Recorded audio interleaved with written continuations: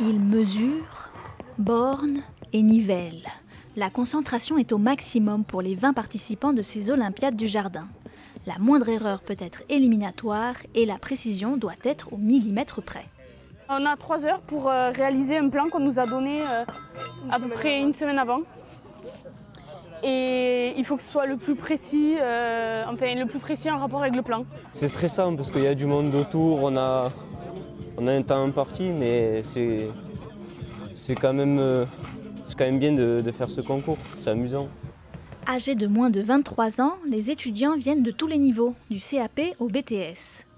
En plus de juger le résultat final, les 6 jurés observent durant toute l'épreuve la méthodologie, l'organisation et le travail d'équipe. Certains sont très focalisés sur l'implantation, d'autres sur les niveaux, donc ils attaquent un peu différemment, mais ce qui compte à la fin, c'est qu'il y ait un résultat cohérent et qui respecte au maximum le plan. Différentes facettes du métier de jardinier paysagiste sont mises en avant avec ce concours d'excellence. La maçonnerie paysagère ainsi que la technique végétale, mais c'est surtout l'occasion de valoriser la profession.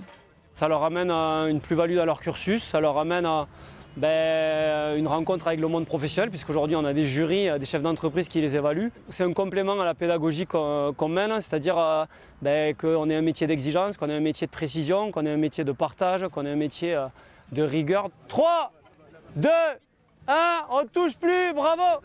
Ça y est, le moment fatidique du jugement est arrivé. Les jurés scrutent les moindres détails et sont intransigeants. Moyen quand même, techniquement.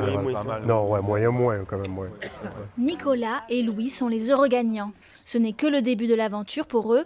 Prochaine étape, les WorldSkills d'Occitanie.